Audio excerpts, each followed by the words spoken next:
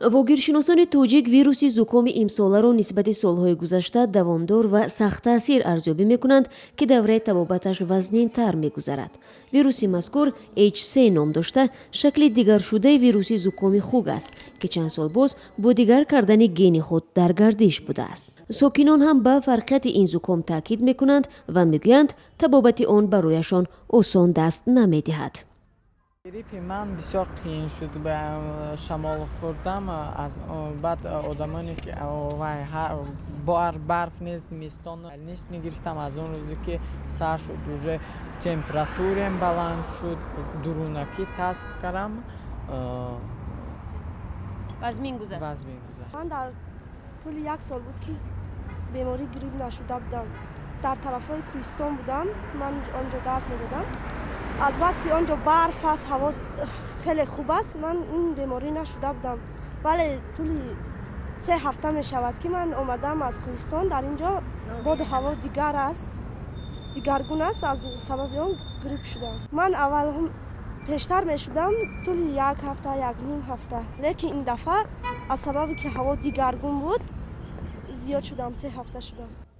ساکنان میگویند زکام H3 نه تنها به سلامتی بلکه به جیب آنها هم تأثیر بیشتر کرده است. معالجه ویروسی زکام از 1 تا 3 هفته دوام یافته، خرج آن تا 200 سومانی و از این هم بیشتر گفته می شود.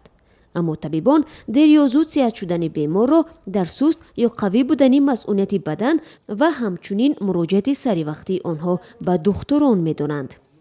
از سببی که بیماری زکام در یک موسم یعنی که آغاز از ماه اکتبر تا ماه اپریل یک چند مرتبه در ما جریان میگیرد، ما نمیتوانیم که نسبت این بیماری یگان واکسین یا که امدارو گذارونیم، چون که این حال ما چنین و شرایط رو نداریم و این اکثر دولت های دنیا نمیتوانند که بر ضد این زکام موسمی و واکسین گذارونند.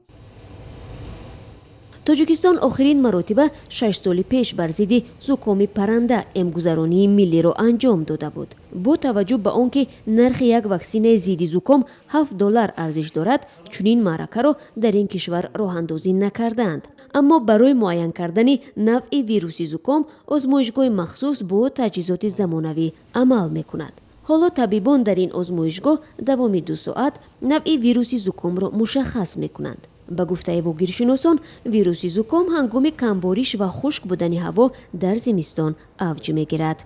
مرکز آب و هواشناسی تاجیکستان نیز زمستان امسال را تا به آخر گرم و کمباریش پیشگویی میکند. در نیمه دوم ماه ینور و ماه فوریه اساساً در وادی بورون در قسمت‌های دامنکو، بلنکو و قسمت‌های کوهی باشد، احتمالیت برف بسیارتر در نظر است و در این دوره روزانه حرارت هوا در روزهای حلایده تا 15-17 درجه گرم گردن آن در تا آخر ماه ینور و اینچنین در طول ماه فوریه، یعنی که در نیمه دوم ماه فوریه احتمالیت تا 20-22 درجه حتی گرم گردن هوا در نظر است. آفتابی و بی‌برف آمدن زمستان امساله ساکنان تاجیکستان را که از کمبود برق و گرمی رنج میبرند خوشحال کرده است. اما طبیبان از احتمال اوج بیماری زکام در این موسم خبردار میکنند. ویروسی زکام در زمستان 2 مرتبه به طور گسترده خروج میکند. اوج نوبتی آن در ماه فوریه پیش بینی می شود که گرمای هوا باعث به فعالتر شدن این ویروس میگردد.